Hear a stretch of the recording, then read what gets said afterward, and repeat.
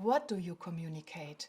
The answer to the third W question isn't an easy one. You might think that you know your research topic and that it's easy for you to communicate some of the more interesting facts with your audience. But figuring out what's really important is often a tough process. In journalism, we call it kill your darlings. This phrase means that we have to get rid of some of the facts or sound bites that we really like. We simply have a limited amount of time or space to talk or write about our topic. And some of our darlings, as interesting as they might be, do not support our core message. You want to know what a core message is and learn how to formulate one? Well, let me walk you through the whole process. The core message includes the essence of your entire communication, the thing that should make a lasting impression on your target audience. That is why a core message should never be too general or random, but also not include too many details. It should be as concrete as possible and be able to stand alone. But be careful. A core message is not a slogan or a catchphrase, but a real message. In the case of the core message, you must not lose sight of the target audience or your communication goal. The core message can change for the very same topic should the target audience or goal change. The language used for the core message must be clear and should not include technical terms. It should not be longer than 3 to 4 short sentences.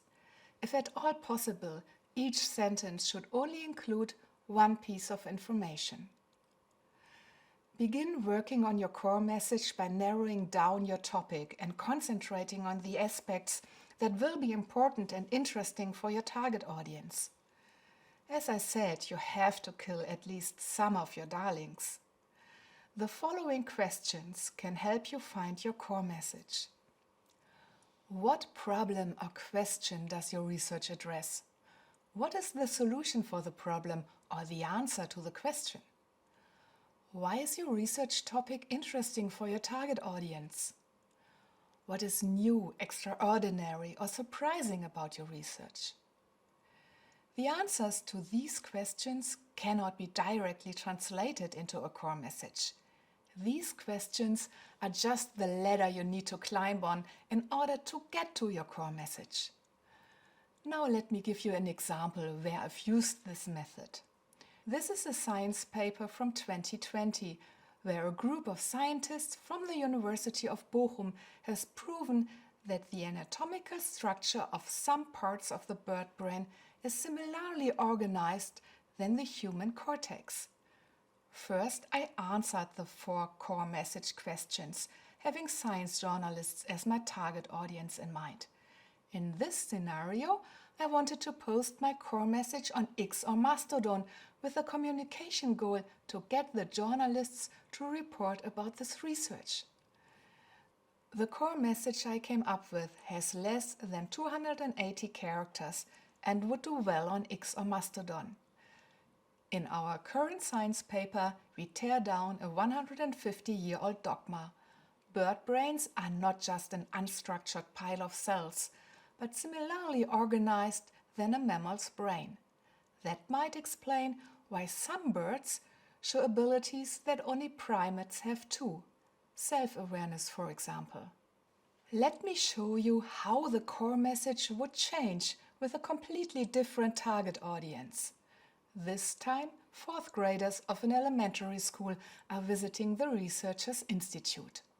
The communication goal is just to entertain these children and to arouse their interest in science. In this case, the core message I came up with is this one.